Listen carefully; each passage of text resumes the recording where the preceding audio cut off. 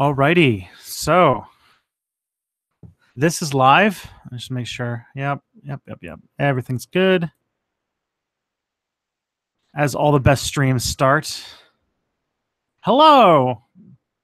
Welcome. I know it's been not very long since the last time we saw each other, but yeah, it's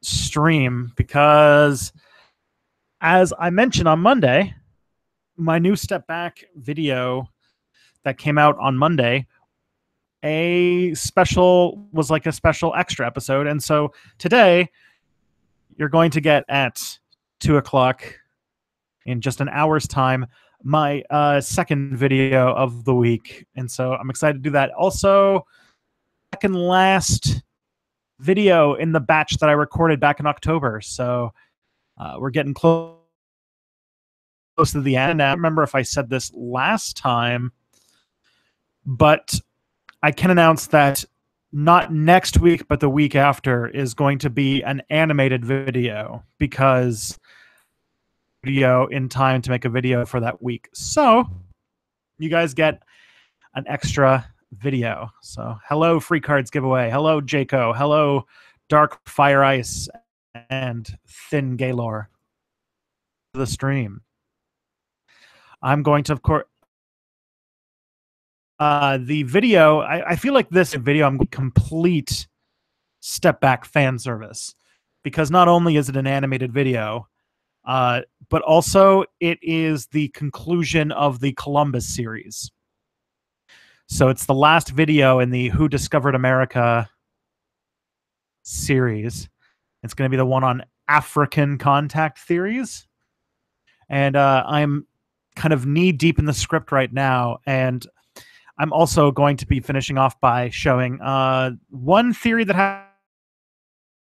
has to do that too before. So we have, it's going to be the end of that series. It's going to have a whole bunch of fun stuff. And then it's all going to be finished. That series can then officially be considered finished. Which is good because I feel like despite how much fun that thing is, I do think that to an extent the Columbus series was a bit of an albatross around my neck for a good chunk of Step Back's history. I mean, it was like fourth video on the channel's history, and the series had gone through months to a year between instances, and I'm really glad to listen to my fans who wanted to see it through, and so it's going to be done.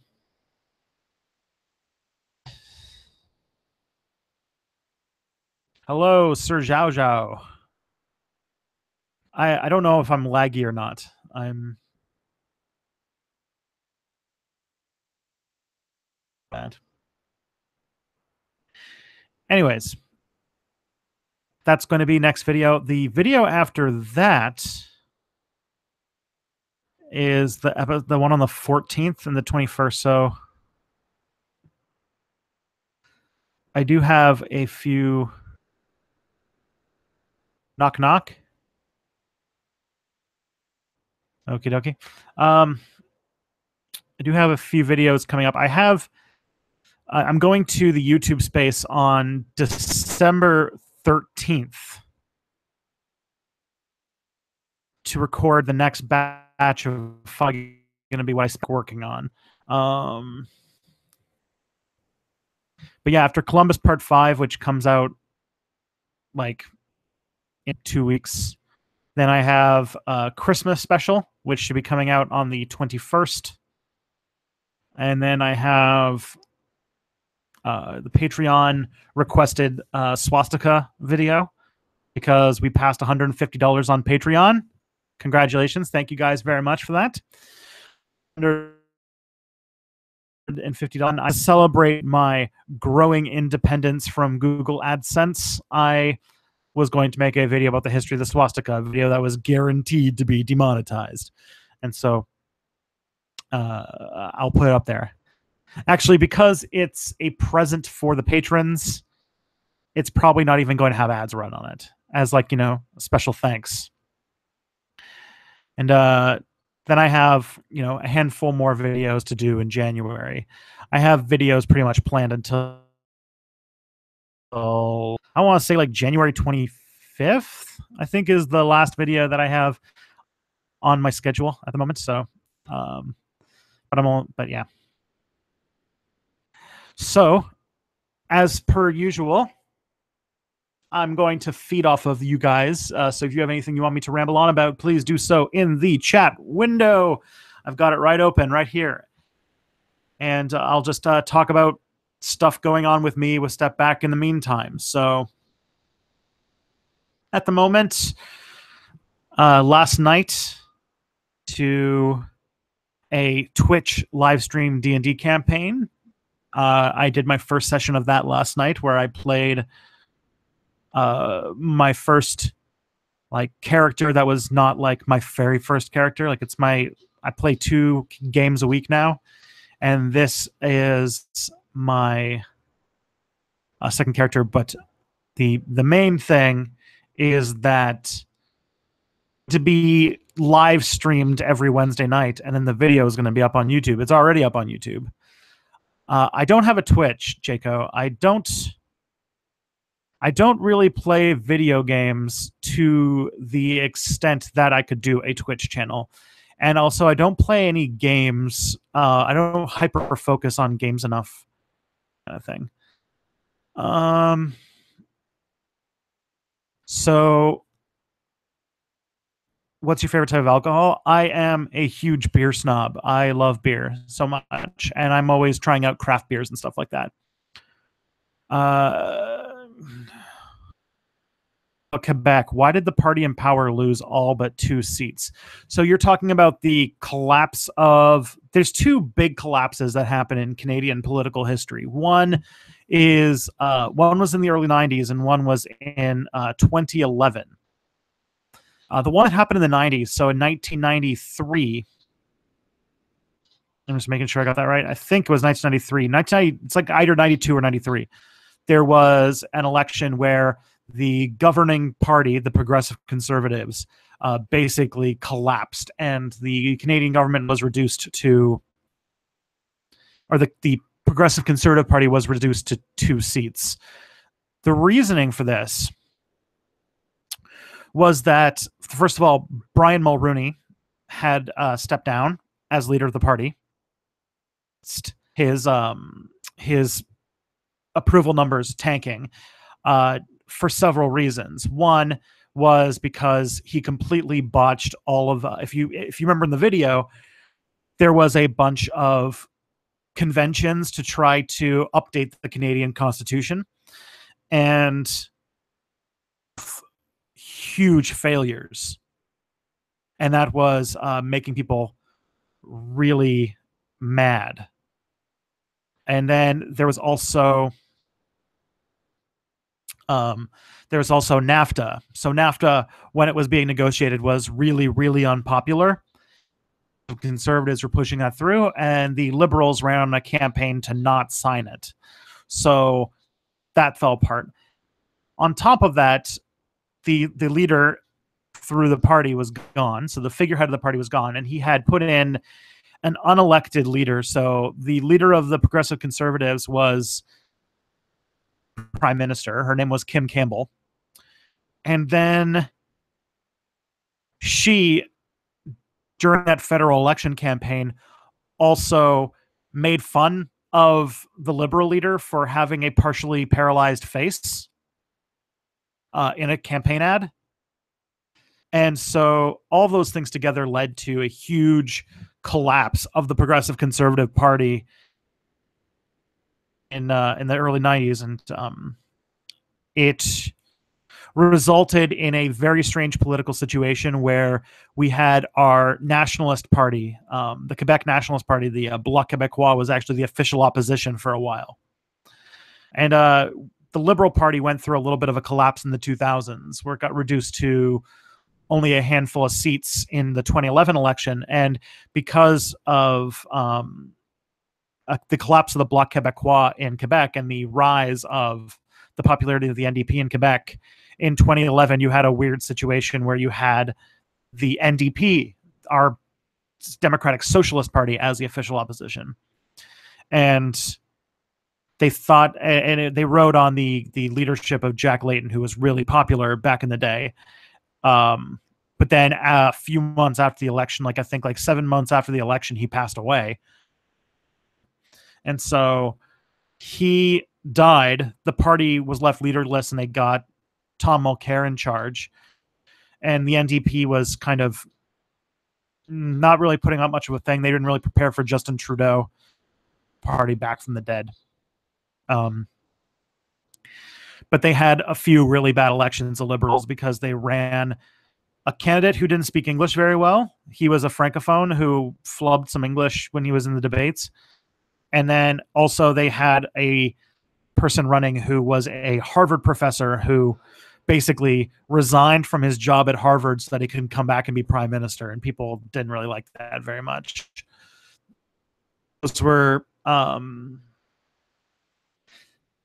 the two problems. And there was a big scandal in the 2000s as well that led to the Liberals losing power. But now the Liberals are back in a majority government, and the New Democrats are done. Or the New Democrats have a new leader. The Progressive Conservative Party no longer exists. It's been made to just a conservative party. It has a new leader, and we'll see what happens in 2019, because Justin Trudeau went from being the youngest leader, Canadian political party, to the oldest. So now we're going to have 3 people running for prime minister, and 2 of them are in their 30s, and one of them is in his mid-40s. So could be cool. All right. I talked on that one for too long, but that's basically the answer, John Cusick.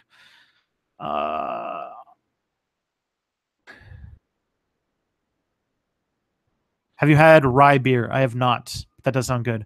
Why wasn't the So That Happened stream posted? Well, I don't know, because I wasn't there. I thought that they had canceled the show because of Thanksgiving, so I booked some stuff to do for my birthday, because my birthday was on Monday, and I couldn't make the show when he told me that it wasn't canceled after all. And so I don't know what happened. And I told him to send me the file so I could send it out as a file, or as a... So you're going to have to ask Cody on that one. But hopefully the next episode will be up, and it'll all be good. Any holiday gift suggestions for board games? Ooh. I mean, depends upon what kind of person you're buying the board game for. I am a fan of board games that, I like the idea of the German style board games, like the more hardcore board games, but I also know that lots of board games in that kind of style, like the hobbyist board games, are really, really complicated, and I think have way too many rules for something you have to adjudicate by hand. And so I would suggest a couple things. I would suggest maybe you get them this, if they're a artistic creative type, because this is a game that Dungeons & Dragons 5th edition is a surprisingly great game for people, and you'd be surprised by the kinds of people who actually find it and get really into it. So I would consider getting them a player's handbook. You'd be blown away by the kind of people who get into it. Or Settlers of Catan is always a really good starter board game if you don't play a lot of board games. Cards Against Humanity, if you have kind of somebody with a dark side of their personality and you want to have a fun party game. Cards Against Humanity is a pretty fun game to play with just a group of people who are fucking around. And there's a great, I think it's like 2 or 3 player card game that I really like called Jaunpur. So Jaunpur. And it's like a trading based card game that I really like. And I think that those are all pretty good board games. Yeah. Those are my suggestions. Jaunpur is also pretty cheap because it's just a card game. It doesn't require a lot of pieces and everything like that. And you can teach somebody how to play it in about 10 minutes. So if you want a board game that you can play with just one other person and you don't know what they like, Jaunpur is a pretty good one. What's my favorite fish? I love tuna fish sandwiches, so I'll go with that. Is the bags of milk thing true? It is. I didn't even know that that was weird until I married an American, and she thinks that the fact that we have milk bags, um, but basically they're like plastic bags that you put in like a pitcher, and then you just cut the corner, and you have way less waste afterwards. I think it's a good idea. Why do you think feudalism never really took hold in the New World? I think because feudalism took hold in the Old World in a handful of places, sort of based on tradition. Like, it had that kind of self reinforcing mechanism to it. Because there were some feudal ish societies, uh, like in Mexico, for example, or in like South America, like in Peru. But those were societies. I think that feudalism comes as like the output of like when you have a farming focused society, and a lot of the New World did not have a farming focused society. A lot of the New World had these smaller family group focused, partially farming, partially hunting based societies, which I think are called now, I think are called semi-nomadic societies, which is where you go to a place for about 10 years and you forage and you hunt and you grow crops until you've depleted the soil, and then you move about maybe every 10 or 20 years or so. And that was pretty much the dominant way of working. I think it's because population density was lower and that kind of thing. Why do you think the West became one of the most powerful regions? I would argue that it is because of a few legs up when it comes to. I think that there's a few legs up that when it came to geography and everything like that, like the fact that the Old World is a very longitudinal based continent, so crops and stuff like that are easier to transplant and things like that. And like the development of accessible iron and steel for steel production and things like that easy. But on top of that, colonial mindset, which was that because of success stories like in the Canary Islands, some early success stories from like, Columbus, the Europeans got into a mindset of colonizing other peoples and making imperial subjects and taking over territory. I think that mindset led them on a path of conquest. And it's really easy to be the most powerful region when through violence and destruction you have basically subjected a good percentage of the world's population to your will. And if you think about it, yeah, Sir Zhao Zhao just brought up China. China was a country, a region that around the time that colonization began was pretty much in the same place as a lot of the West. Technology-wise, development-wise, probably even more advanced in many ways. But they did not have the colonial mindset. They did not have the conquest mindset. And so they didn't, the dominating world powers like, say, France and England and Spain did, because they didn't conquer foreign lands to bring resources back. And at least they did only to places like Vietnam and Cambodia and such. But you didn't have it at the same scale. I think that the reason why people think the West was quote unquote more developed than the rest of the world was because 1500s they hit the biological jackpot of landing on a continent that had 90% of the population on it just disappear because of disease. And so the Europeans were able to spend a lot of time just having free new resources. In a farming society, land was the the resource that you needed the most. And having a whole bunch of land on the other side of the world to feed people and grow population and have resources, that's going to make the difference.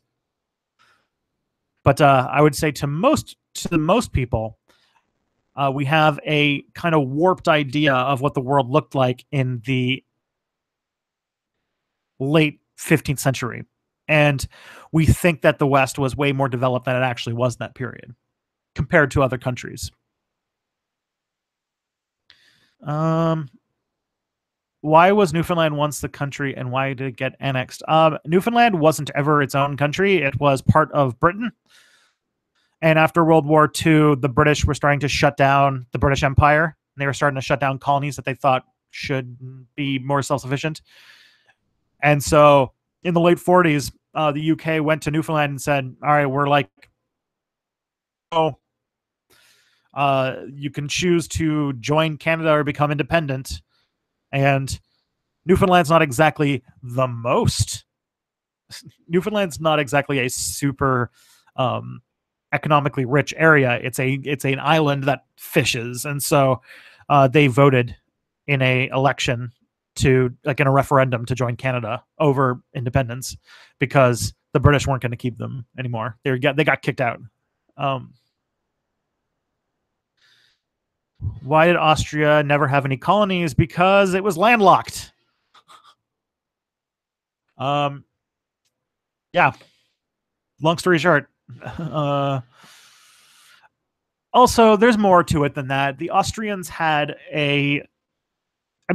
at some point, they did have an empire. They did have colonies because Austria used to be the same political entity as Spain for a long time until that family broke apart because they grew very powerful through marrying uncles to nieces, and that process happened so much that they resulted in a king of Spain, or a Holy Roman Emperor, who was really, really, really inbred, and he couldn't produce any children, and he died and basically broke up the entirety of this huge empire that Austria had been at the head of.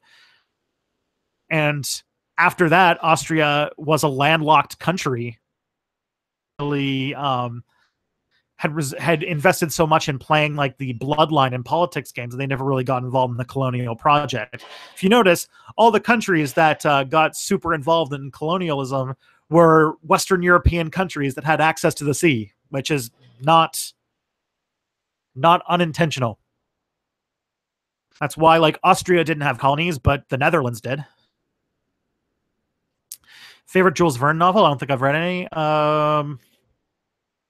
Why did Native Americans fall to diseases from Europe by the Asians and Africans never suffer? Because Asians and Africans were not the Pacific and Atlantic Oceans.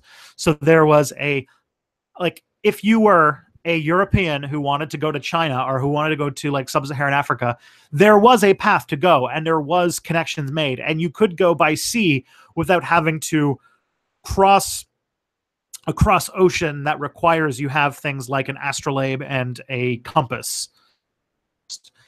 So there was always connection going on between Asia, Africa, and Europe.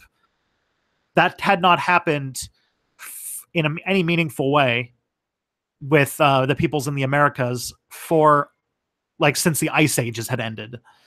And so there's a long time for immunities to develop that did not happen in other places.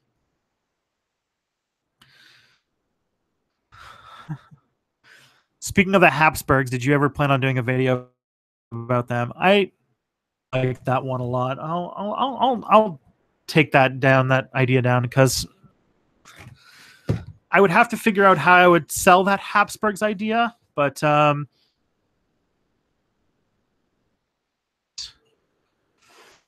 there's something I can do to that. So Habsburgs.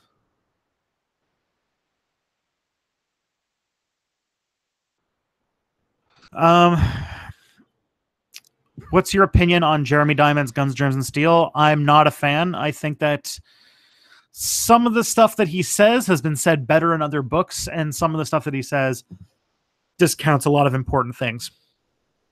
So he's right on a few angles. The ability to produce steel, the resistance to European diseases made by close contact with large animals that could do work,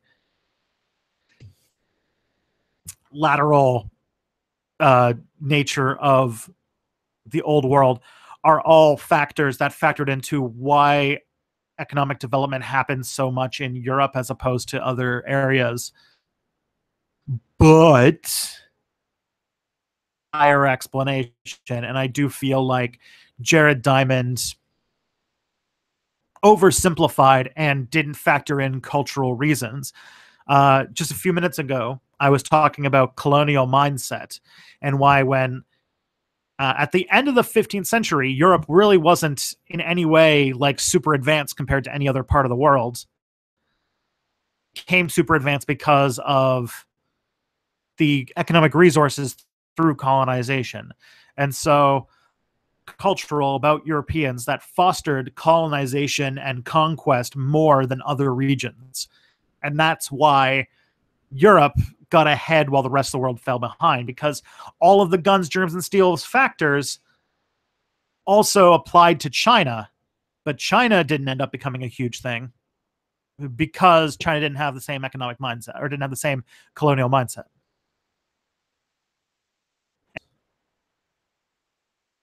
That's the part missed that was key. He wanted to have a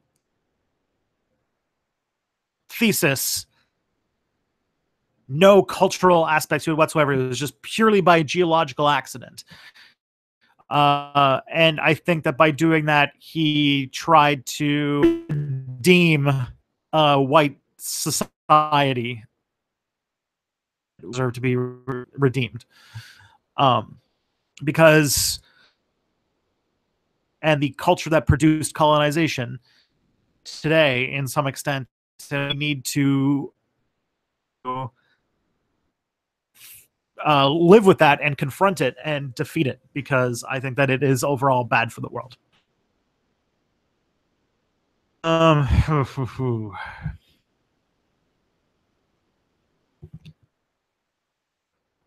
What royal houses do you find the most interesting?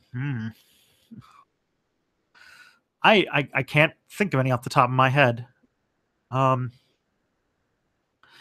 guess I'll go with the House of Carling, the kind of Charlemagne's family, because they did a lot of crazy stuff, and they're kind of the great example of why you should not be a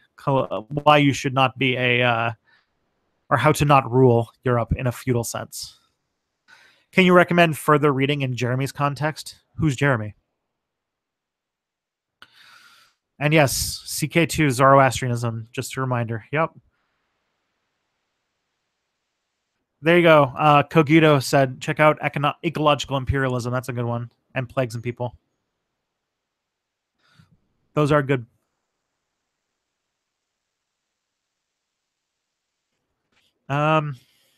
Hello, it's Fedor. It's Phrenomythic.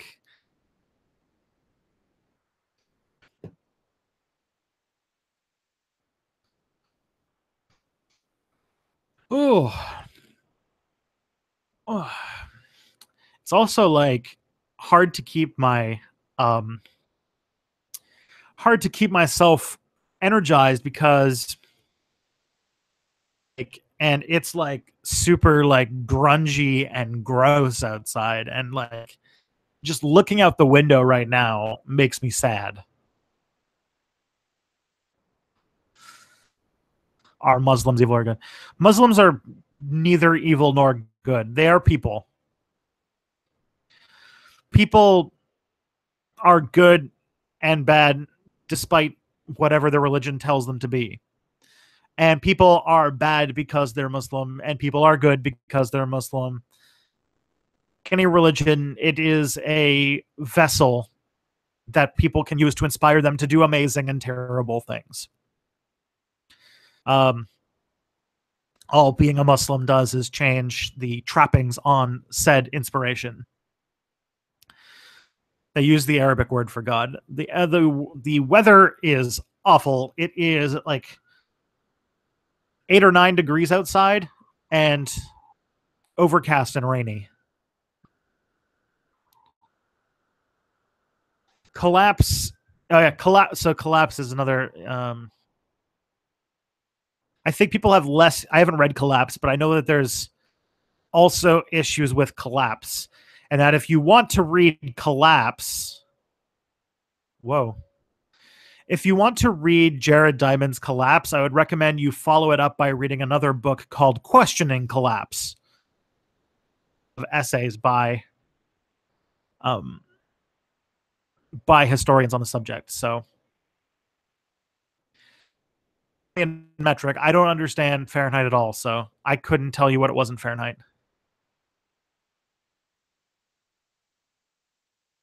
Ooh, my favorite history book.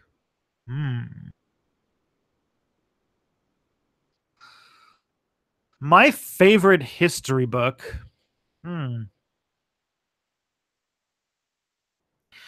always go to say that I was inspired by the book um, by Howard Zinn's People's History of the United States, um, because it shows how it's got a lot of like breaking of mythologies about the United States, but also has a lot of people do when they organize and like that kind of thing. I used to occasionally when I was teaching American history. Um, hmm. Now I'd have to really think because like all the books that I've read, I'm like, I'm so all right. I'll just say this, Rahul. I am awful when it comes to ranking things. I terrible saying what my favorite anything is. If someone asks me what my favorite movie or my favorite food or any of those things are, I always blank on an answer. And it's the worst, especially because that's so often a question that I get in these kinds of situations. Most overrated moment in history? I would probably say the most overrated moment in history would be the First World War. The First World War was kind of a giant tragedy, but as far as like the things that people ascribe to it, like, you know, the time Canada became a country or the time Australia became a country, or like these things where like we did all these heroic deeds and there was a good noble cause behind it, there wasn't. No. World War I was the most gigantic waste of resources and human misery in history.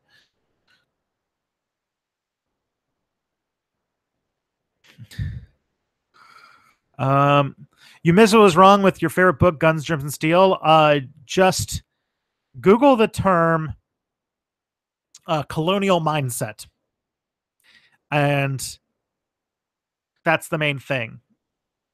I think that Josh, you might be American, because I think that if you live in Canada or Australia, we make the hugest deal out of World War One, and I think it's really dumb.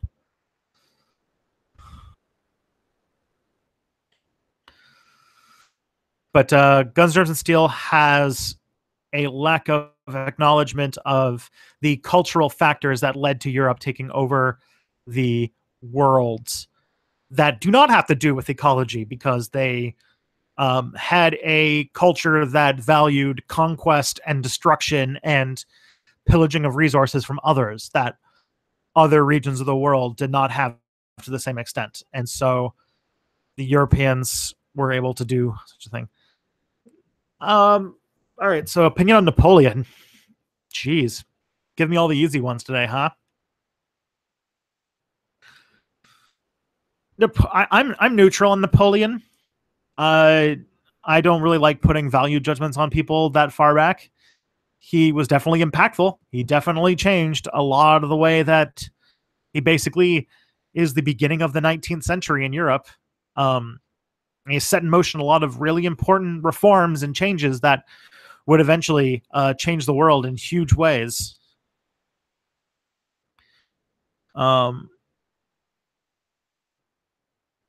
that come what of that comes down to his actual personality, I'm not sure.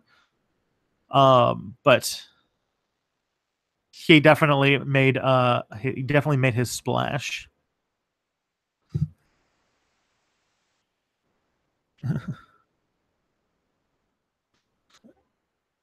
So that happened. I don't know what happened to the So That Happened stream from last Sunday. I haven't heard from Cody since then. I wasn't there either, so I don't really know what happened.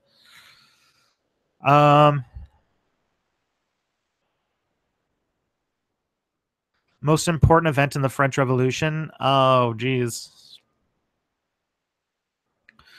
I mean, it was probably Napoleon, like, putting the revolution down, or else it would have, like, descended into chaos. Because I think that Napoleon took the energy of the revolution and channeled it into a direction.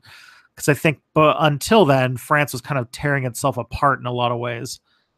But another important thing about the French Revolution is just that the cultural changes, the complete undermining of all of the feudal culture that had built up over centuries.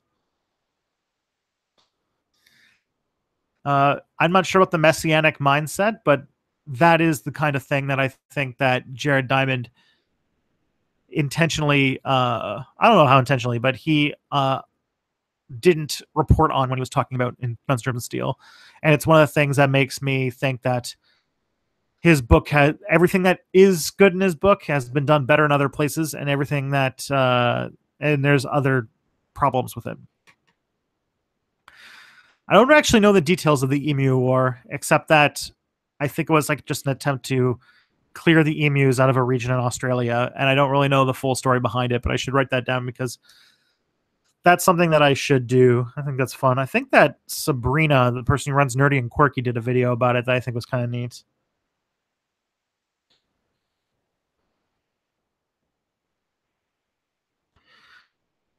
Oh man, what's the most significant impact of the Reformation started by Martin Luther on Western society? I mean, Protestantism, probably. If you think about like the power structure of how Europe worked when there was a pope in Rome that basically was like the president of Europe, the world was a very different place, and breaking it apart in the way that Martin Luther kind of did with his words kind of stopped Europe from becoming or from unifying, and created a lot of conflict for a really long time. And there's a lot of European nations that can, thank their existence to the like decades of fighting that happened afterwards. And you can even think of things like the American experiment and all that kind of stuff as examples. Would you be fair to say that European colonialism is something that gradually developed, starting with just wandering alternative trade routes to the Indies? Yeah, colonialism was a system that developed over time because it was super profitable and super it was really good for empires, and then empires started to attribute prestige to it, and then more people tried to get involved even when it wasn't profitable, and it ended up becoming really, really the dominant of European countries. Have you listened to Mexi's new podcast? I haven't. I probably will someday, but I already have way too many podcasts to listen to at the moment. Adding more has to be a very deliberate choice now. Do you watch Geography Now? I haven't in a while, but I think it's good. I just it's just not my cup of tea, but for a lot of people, I think it is really good. And I think that the information that he does and the way that he presents it for a younger audience, I think that he's doing a great service for young people and for education. It's just a bit of it's just, I think, a little bit below my age demographic. And I think that sticks out. But I think that's a good thing because we need more educational content that talks to younger people. Are you familiar with the Black Communists in Alabama? The Communist Party helped organize black farmers in Alabama. That's pretty awesome. I would love to. That would make like communist organizing black sharecroppers in the South would have been an amazing thing to hear about. Would the Timurids be a good video idea? Are you just going through European Universalis empires and asking if I should make a video about it? Because I already tried that with all the CK2 religions, and I realized that it probably wouldn't.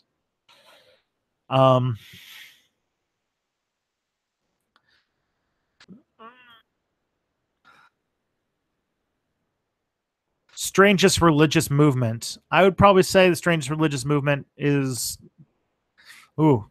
snake handlers. I think that's a weird religious movement. It's super self-destructive. I'm not exactly sure how that happens, but it does. Wouldn't colonialism just be an expansion of Europe's Rome fetus? You could. I'm sure you could make that argument. Ancient Rome or ancient Greece, which do you find more interesting? Oh, geez. Every time I learn about ancient Greece, I learn that it wasn't a long period of time. And honestly, I think that ancient Greece is a society that is portrayed as more unified and more as lasting longer and being more interesting than it was.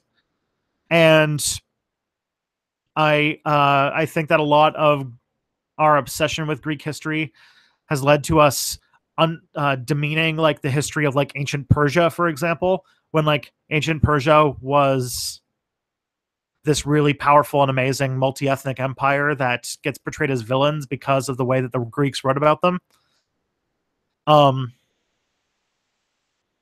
But yeah, Greece, I think that I don't know enough about Greece, but I think that it's really interesting to me that it was like this kind of that like everything we think about with Greece, with like the philosophers and the drama and the poetry and the all that stuff was actually not a long period of time, which I think was really interesting, which I think is kind of cool. But also, Rome was around for a very, very long time, changed a lot. I think that I'm gonna have to go with Rome, Cogito, because there's just so much more Rome than there was Greece. Like you can study so much more about Rome than ancient Greece.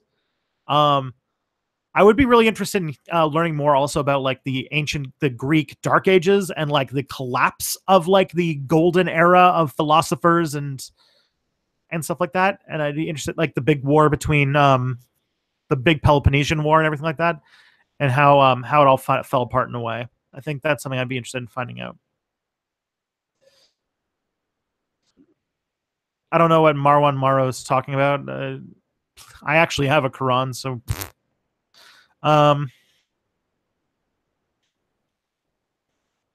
do a historic video about Stellaris. Now that would be fun. The Republic of Venice. I should do something on Venice. Venice is interesting because Venice is a very different ancient society than we think of today.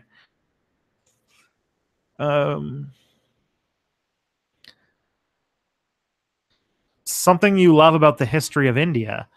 I really think that what I find cool about the history or about India is I just read this book that was called Time as a Metaphor for History in India, and about how Indian history and how throughout Indian history, Indians saw the past as a cycle, as an endless cycle.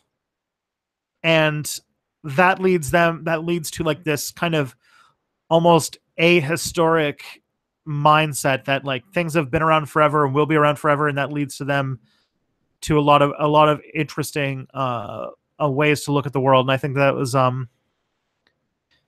think that a lot of the ideas, I think the intellectual history of India is the stuff that I really like. I also think that's really interesting that all of the dharmic religions live together in a big way, in a way that a lot of the European religions could never do. and so like the Jains and the Buddhists and the Hindus kind of living as like this melange, I think is kind of cool.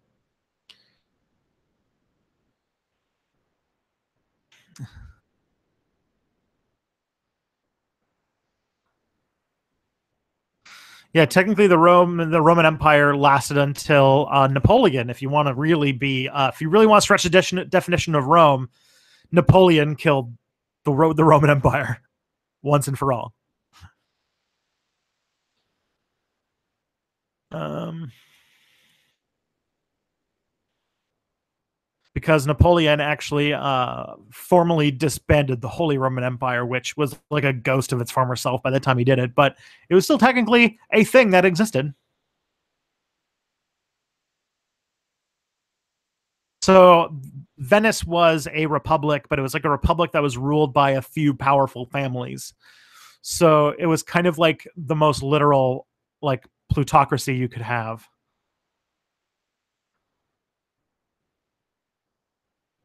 Would Europe have colonized most of the world if Constantinople had not fallen?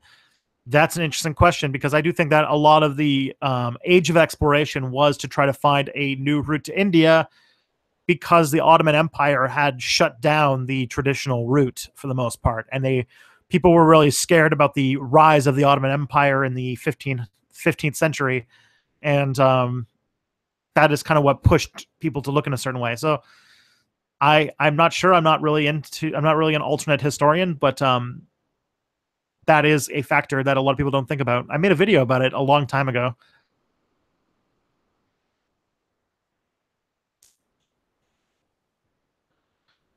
Um,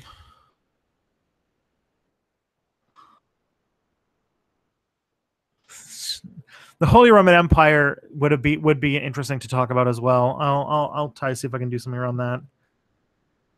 But the Holy Roman Empire, I know that German students learn a lot about it, but nobody else does. The czars, weren't the czars called the Third Rome? Yes, I do think that that is a thing that is said. Was Napoleon as bad as Hitler? No. Napoleon never committed targeted genocide. I feel like that puts Hitler definitely in his own camp.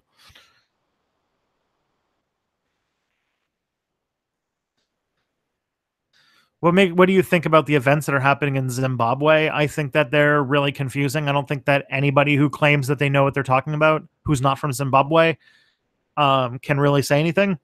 I know that Robert Mugabe was a favored type of leader by the West for a long time, because strongman dictators who bend to American foreign policy are typically what Washington wants to see in the developing world. But he was pretty bad for Zimbabwe in general. Not that I like military coups in any meaningful way. I hope that if they come out the other end with a better country, I'd be happy, but that's not typically how violent coups end up. We're probably just going to have a different coup government for a period of time. And did the Ottoman Empire kill the Islamic Golden Age? No, the Ottoman Empire did not kill the Islamic Golden Age. The Mongols killed the Islamic Golden Age. The Islamic Golden Age is typically dated to the day that the Mongols sacked the great city of Baghdad and destroyed like the massive library that was there, and it was like this intellectual center of the Islamic world. And you can kind of track the decline of the peak of like Islamic learning and philosophy and stuff from that period onwards. Your thoughts on the Vox video on Zimbabwe? I haven't seen the Vox video on Zimbabwe, and I don't really know much about the hyperinflation on Zimbabwe. I know that they have hyperinflation because their dollar is tied to the American dollar, but I'm not exactly sure. I don't know the details on that. Inflation is actually not as bad as people think it is, and it's actually good for like It's good in times when like you have people who have a lot of debt. So like there's way more anxiety about inflation that comes from the position of the rich, because the rich, especially those in the finance sector who own a lot of debt, don't like inflation because it means that the debt that they have isn't as profitable. But for people like farmers or average people who have debt, inflation can be very good. And so, in some ways, inflation actually can help people. Hyperinflation is when things kind of get off the rails and there's other problems. But you know,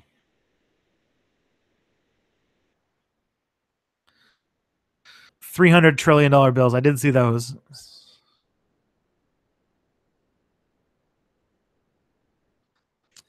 Yeah, I mean, like a lot of the history that we apply to a lot of things, a lot of the governments that we've seen in the past are just fancy turns of phrase on strong men. Um, it's not super common that you break out of that mold,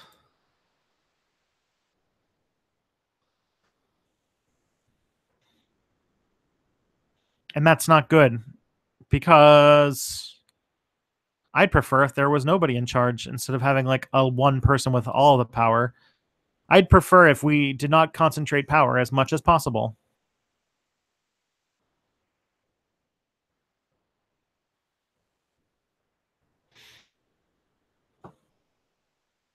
It's also why I don't think tankies like me very much. Hence why I've like angered all of the like lefty pole people, because they seem to be primarily made up of tankies and national Bolsheviks, which are like basically Nazis who like hammers and sickles more than swastikas. Papalapte, thank you so much. Thank you for. I'm glad you like my videos. I hope to keep making more of them, and I hope to keep making you happy.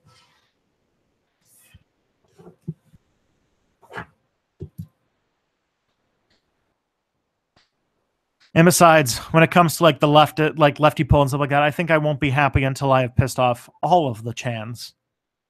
I mean, I already get enough traffic from angry 4chaners. I gotta piss off the lefty pole people too.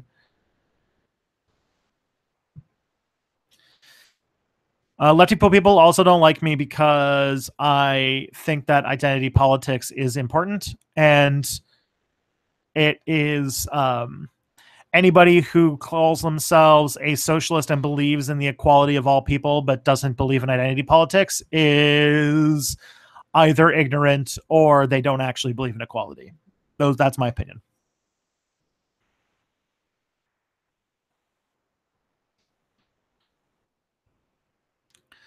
Um, England doesn't have a constitution, but it does have the Magna Carta. That's a kind of constitution, I guess. But I think the thing that the UK takes pride in is that they have a monarchy that is not tied to government in the same way. Like the king is not above the law, and that's super important. Can I piss off left Twitter too? I mean, do you remember how I think it was in my Edith Windsor video I said that liberals only support social causes when it's politically convenient? And then I also probably pissed off left Twitter when I mentioned how in the fascism video, how fascism basically happens because liberal democracy and liberal capitalism have fundamental flaws that fascism exploits. Left Twitter should have gotten mad at me about that, but I mean, I'm always happy to make people angry. Maybe I'll start like eating corn or something in one of my videos or something, because I heard that makes them mad. And also, I got my Bernie Sanders button there, so you know.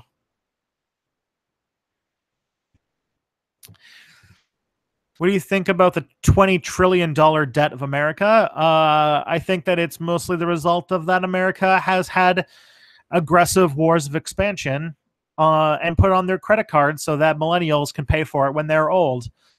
If you look at like what America wastes its money on, it's the fact that they is maintaining a for-profit healthcare system and a imperial army. Those are the two things that cost America way more money than it needs to, and yet they insist that they need to keep paying for it that way. They need to keep paying for an empire, and they keep needing to pay to make sure that poor people can't see a doctor. And so they get in a lot of debt, and they keep doing that, and they know that it's actively resulting in people our age not being able to have the same opportunities that our parents had, but they don't care because they're the age of our parents. They'll be dead by the time any of the consequences actually happen. What do I think of the gold standard? It's dumb. It caused the Great Depression. And it's like when you make state finances that inflexible, it leads to the inability for the government to do important things that need to be done in economic crises. And so if, like, I don't know, Ron Paul or some like vaping Redditor with a top or with a what's it called, with a fedora, actually let's say 3 fedoras on top of each other, becomes president and goes back to the gold standard, America will have an economic collapse like never seen before. Especially like it's just how it works. Was selling Alaska to the US by Russia a blunder? Yeah. Alaska turned out to be pretty wealthy when it comes to resources. Is YouTube your current job? Kinda. YouTube is about, I would say that YouTube is about 25 to 30% of my monthly income. It might be a bit more than that. It might be a bit less than that, but around that area, it's about a third of the money I make comes from YouTube. And I don't make that much money, so that's not that impressive, but hoping for it to be more, hope for it to be worth more money, to be enough that I can live on until I get to, I get to the end of my funding period in 2019. So I hope to be full-time by 2019. That's the hope. What do you think of the Saudi current situation? Which part? The like half-assed reforms or the attempted genocide in Yemen? I'm not super impressed about Saudi Arabia unless they stop committing genocide in Yemen. What do you think about the possible hard border between Northern Ireland and the Republic of Ireland as a result of Brexit? I think it's one of the reasons why Brexit's not going to happen in any meaningful way. What do you think about Trotsky? His advocate. I like that he has a internationalist idea about socialism. I don't like that he has a violent idea about socialism, because all that's going to do is create misery on a scale that no one would be able to come out of without having a lot of resentment towards either socialism or the people who started it.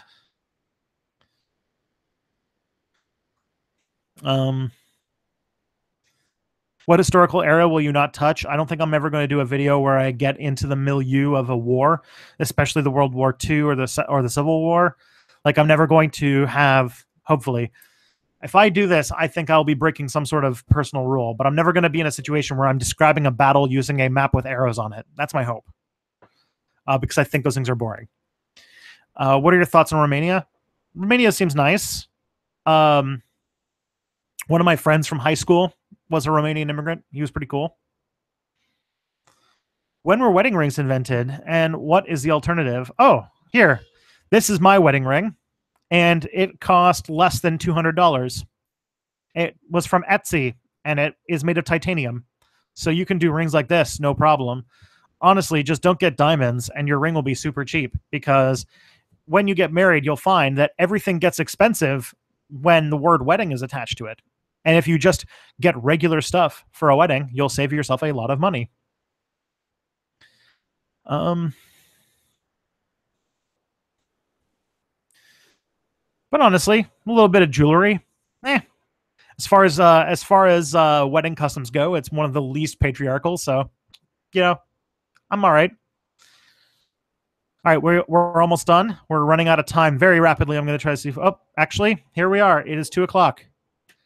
So here is a new video. I hope you guys enjoy it. It's about the Illuminati. So it was very fun to make. But please watch it, like it, share, and subscribe. And I hope you guys have an amazing afternoon. I actually have to run because I have another meeting right now. So bye.